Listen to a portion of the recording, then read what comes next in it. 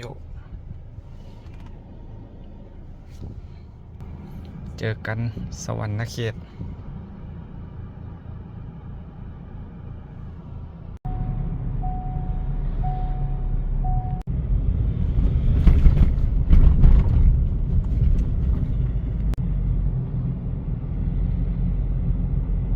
สบายดียามเช้าเจอกันสวรรณเขตเนาะใครเห็นทักได้เด้อ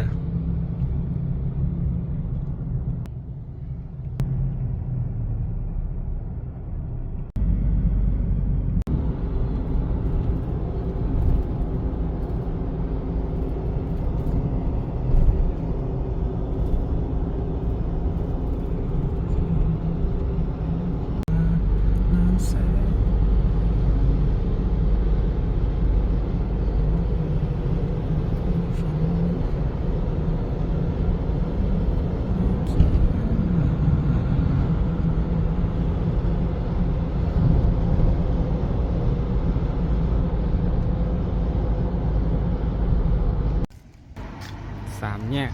ก็เอิ้นลักซาวอ่ะ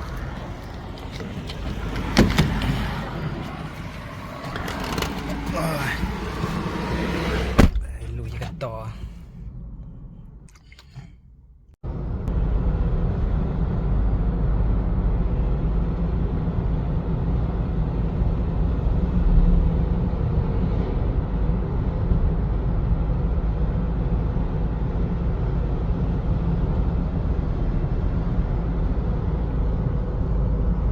มาคนเดียว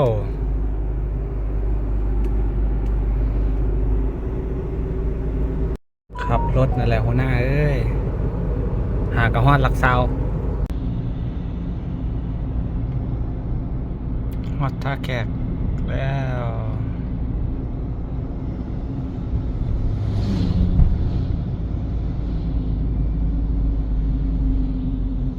สวรรณเขตเลี้ยวขวาอีกครึ่งชั่วโมงฮอด